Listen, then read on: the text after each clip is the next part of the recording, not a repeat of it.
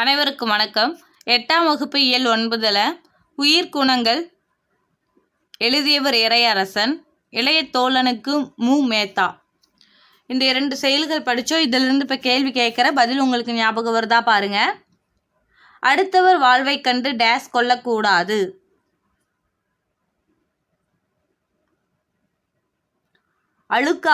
அழுக்காறுனா பொறாமை. அடுத்தவர் வாழ்க்கையை பார்த்து பொறாமைப்படக்கூடாது. நாம் நீக்க வேண்டிய குணங்களில் ஒன்று.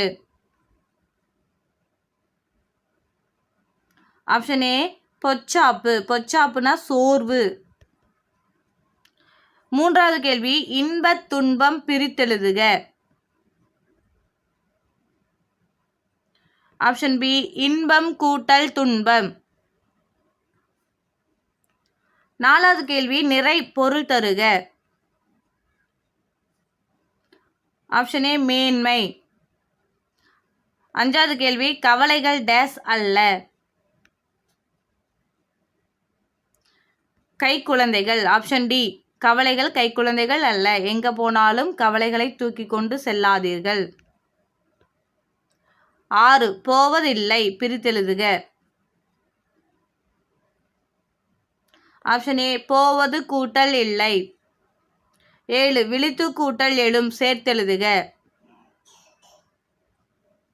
Option B விழித்தெழும்.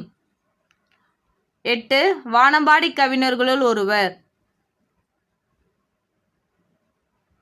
Option A Mehta அவர்கள் வானம்பாடி கவிஞர்களுள் ஒருவர்.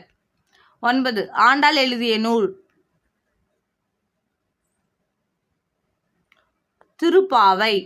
இதை தழுவி எழுதப்பட்ட நூல் தான் கன்னிப்பாவை. இந்த கன்னிப்பாவை எழுதியவர் தான் இறையரசன். நமக்கு பாடப்பகுதியாக வந்திருக்கு. திருப்பாவைனா திருமாலை பின்பற்றி எழுதப்பட்டது.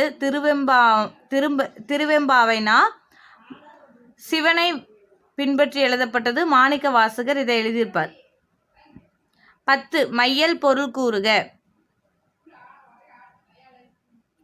ஆப்ஷன் ஏ விருப்பம். படிச்சிட்டோம். உங்களுக்கு பிரயோஜனமாக இருக்கும்னு நினைக்கிறேன்.